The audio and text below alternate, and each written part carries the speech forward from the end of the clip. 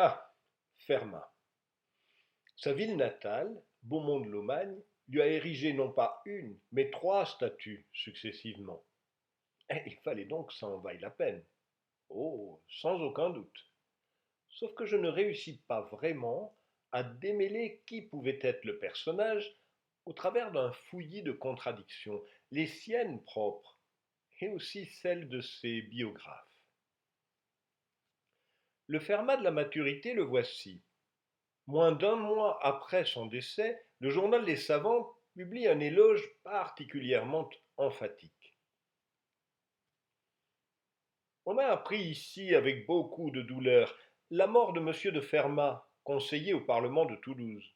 C'était un des beaux esprits de ce siècle et un génie si universel et d'une étendue si vaste que si tous les savants n'avaient rendu témoignage de son mérite extraordinaire, on aurait de la peine à croire toutes les choses qu'on doit en dire, pour ne rien retrancher de ses louanges.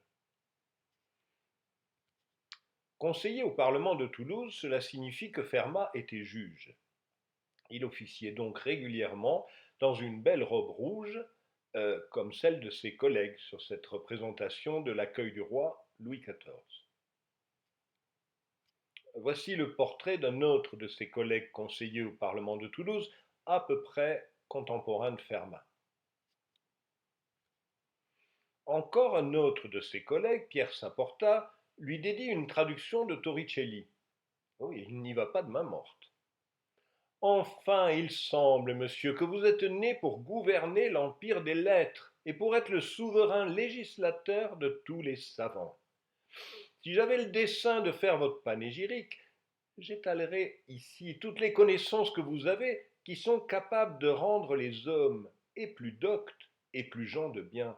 Je parlerai de votre jugement dans les affaires du palais. Vous avez passé la plus grande partie de votre vie et vous avez fait paraître tant d'intégrité et tant de compétence en l'administration de la justice qu'il y a de quoi s'étonner qu'ayant acquis toutes les qualités d'un grand juge, vous ayez pu acquérir une parfaite intelligence de tant d'autres choses qui sont si différentes de cette sorte d'études. Je vais vous dire, heureusement qu'il s'est retenu, parce que d'autres ne sont pas du même avis. Cet homme, Claude Bazin de Bezon, envoie en 1663 à Colbert un rapport secret sur le Parlement de Toulouse. Voici ce qu'on y lit. Fermat, homme de beaucoup d'érudition, a commerce de tous côtés avec les savants, mais est assez intéressé. Il n'est pas trop bon rapporteur et confus. Il n'est pas des amis du premier président. Forcément, Bazin tenait ses renseignements du premier président lui-même. Celui dont Fermat n'était pas l'ami. Ce Gaspard de Fiebay était destiné à une belle carrière, puisqu'il deviendra maître des requêtes et conseiller d'État. Dans les mémoires du duc de Saint-Simon, on lit le récit suivant. Il s'agit de Fiebay et d'un autre conseiller d'État, Honoré Courtin. Fiebay menait Courtin à Saint-Germain au conseil, et on volait fort en ce temps-là. Ils furent arrêtés et fouillés, et Fiebay y perdit gros qu'il avait dans ses poches.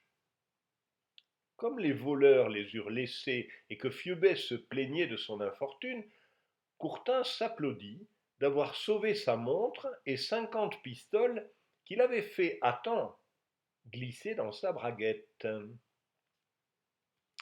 À l'instant, voilà Fiebay qui se jette par la portière à crier après les voleurs et à les rappeler, si bien qu'il vint revoir ce qu'il voulait.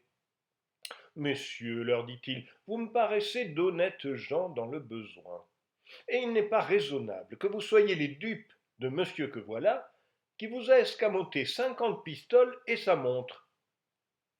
Et se tournant vers Courtin, monsieur, lui dit-il en riant, vous me l'avez dit, croyez-moi, donnez-les de bonne grâce et sans fouiller. L'étonnement et l'indignation de Courtin furent tels qu'il se les laissa prendre sans dire une seule parole. Et les voleurs retirés, il voulut étrangler Fiebay, qui était plus fort que lui et qui riait à gorge déployée. Non, ça n'a pas vraiment de rapport avec Fermat, mais que voulez-vous, ça m'amuse. Bien, bien, revenons à Fermat. Au premier rang de ceux qui n'ont pas toujours été ses amis, on trouve Descartes. Voici ce qu'il écrit à Mersenne au plus fort de la dispute sur la méthode du maximis et minimis.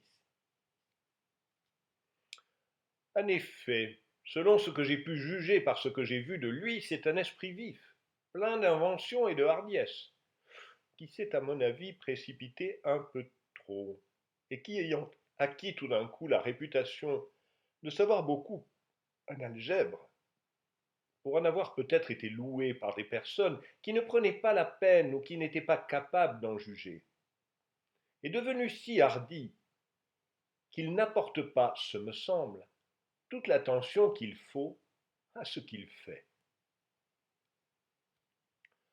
Pour faire le tri entre les panégyriques et les réquisitoires, le mieux est de se reporter à ce que lui-même a écrit. Le problème est qu'il a très peu rédigé. On a de lui des lettres à ses correspondants habituels, Mersenne, Frénicle, Roberval, et en Angleterre Wallis et Digby. On a aussi ses annotations dans son exemplaire des arithmétiques de Diophante, publié après sa mort par son fils Samuel. Commençons par quelques extraits de lettres.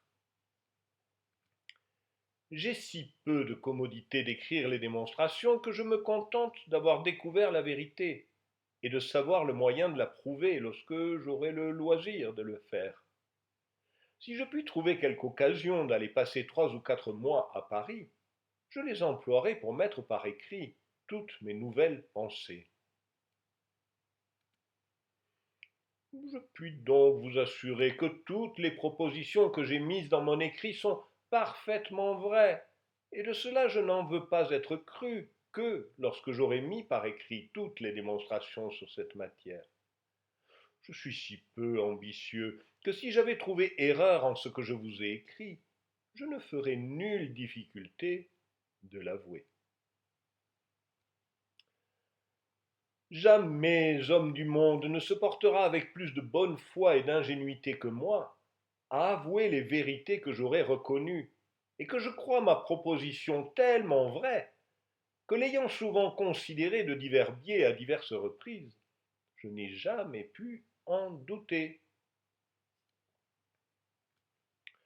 S'il y a quelque petite aigreur, cela ne doit pas vous détourner de me le faire voir, car je vous proteste que cela ne fera aucun effet dans mon esprit, qui est si éloigné de vanité, que M. Descartes ne saurait m'estimer si peu, que je ne m'estime encore moins. Je ne doute pas que la chose se pût polir davantage, mais je suis le plus paresseux de tous les hommes. Et le problème est qu'à force de ne pas écrire les démonstrations de ce qu'on croit vrai, et on finit par dire des bêtises. Une des rares affirmations fausses de Fermat porte sur les entiers de la forme 2 puissance n plus 1, dont il a toujours été persuadé qu'ils sont des nombres premiers. Il a l'honnêteté de reconnaître à plusieurs reprises qu'il ne sait pas le démontrer. Je vous avoue tout net, car par avance je vous avertis que, comme je ne suis pas capable de m'attribuer plus que je ne sais, je dis avec la même franchise ce que je ne sais pas. Je n'ai pu encore démontrer l'exclusion de tout diviseur en cette belle proposition que je vous avais envoyée et que vous avez confirmée, touchant les nombres 3, 5, 17, 257, etc. L'autre source dont on dispose, ce sont les arithmétiques de Diophante, traduites par Bachet de Mésiriac, avec dans les marges les annotations de Fermat. Le livre commence par rassembler quelques témoignages élogieux. Puis il en vient aux arithmétiques de Diophante. Vers le début du livre 2, la proposition 8 demande de décomposer un carré en 2 autres carrés. Oh, rien que de très banal, c'est le problème du triangle pythagoricien. Et là, Fermat ajoute dans la marge son affirmation la plus célèbre. Décomposer un cube en deux autres cubes, une quatrième puissance et généralement une puissance quelconque en deux puissances de même nom, au-dessus de la seconde, est une chose impossible, et j'en ai assurément trouvé l'admirable démonstration. La marge trop exiguë ne la contiendrait pas, et ce qui a énervé tous les mathématiciens pendant 3 bons siècles. Les expressions emphatiques comme admirable démonstration ne manquent pas dans ces annotations. En voici une autre pour rire, mais n'oubliez pas que ces observations n'étaient pas destinées à être publiées. Bien plus, j'ai découvert le premier une proposition très belle et très générale, savoir que tout nombre est triangulaire ou composé de deux ou de trois triangulaires, carré ou composé de deux, de trois ou de quatre carrés, et ainsi de suite à l'infini. Mais il ne convient pas de placer ici sa démonstration, qui est déduite de plusieurs mystères les plus variés et les plus abstrus des nombres. Car nous avons résolu de destiner à cet objet un livre complet et d'étendre merveilleusement dans cette partie l'arithmétique au-delà de ses anciennes limites connues. Allez, encore une autre. L'aire d'un triangle rectangle exprimé en nombres entiers ne peut pas être un carré. Nous placerons ici la démonstration de ce théorème de notre invention que nous avons découverte après une laborieuse et pénible méditation. Ce genre de démonstration produira de merveilleux progrès dans les questions arithmétiques. Oui, bon, mais celle-ci, elle vaut la peine qu'on s'y arrête. Parce qu'après tout, la meilleure manière de savoir qui était Fermat, c'est bien de tenter de comprendre ses mathématiques. Essayons de suivre en traduisant chaque assertion. Si l'aire d'un triangle était un carré, il y aurait deux bicarrés dont la différence serait un carré. Quand il dit l'aire d'un triangle est un carré, il parle d'un triplet pythagoricien, soit trois nombres entiers ABC tels que A2 plus B2 égale C2. Il veut que l'aire du triangle, à savoir AB sur 2, soit le carré d'un autre entier D. Un bicarré, c'est une puissance quatrième. Remarquez que si la différence de deux puissances quatrièmes ne peut pas être un carré, a fortiori, ça ne peut pas être une autre puissance quatrième.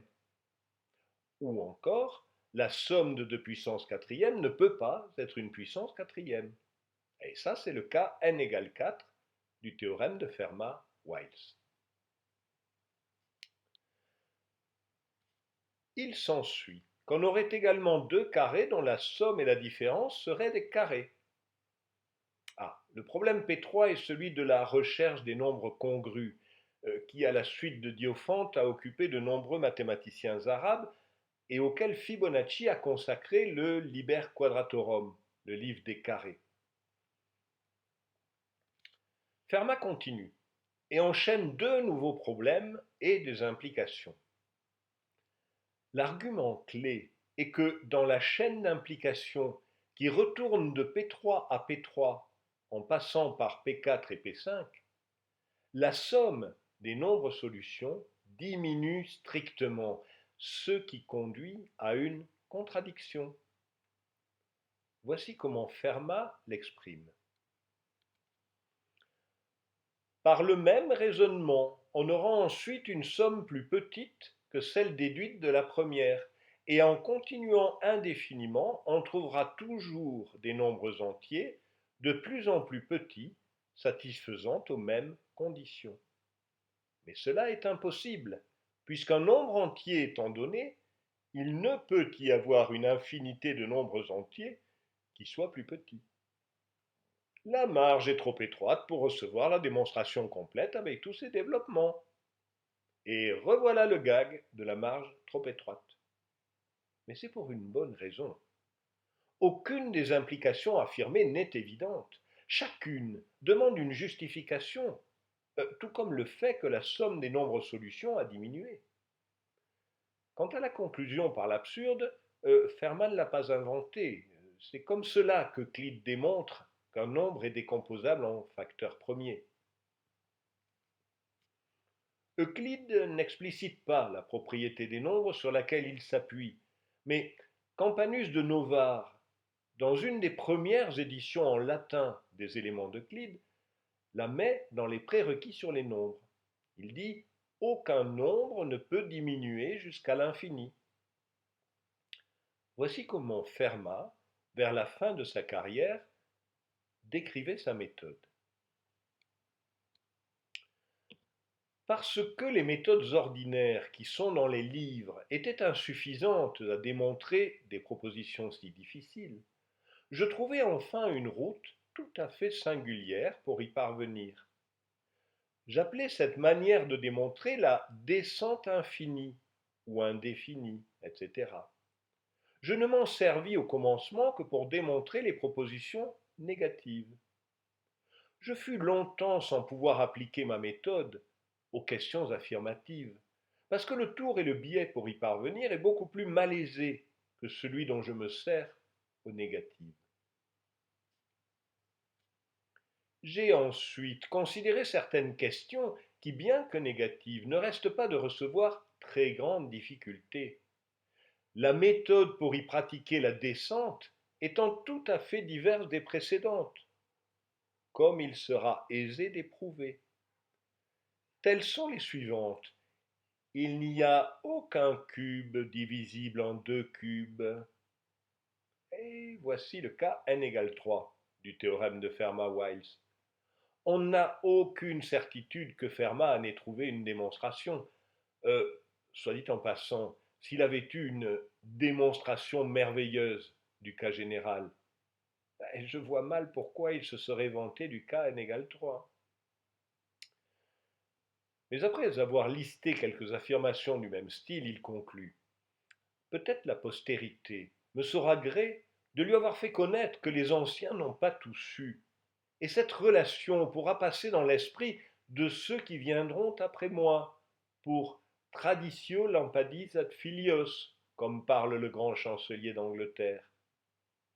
Le grand chancelier d'Angleterre, c'est Francis Bacon, et la citation parle de transmettre le flambeau à ses fils.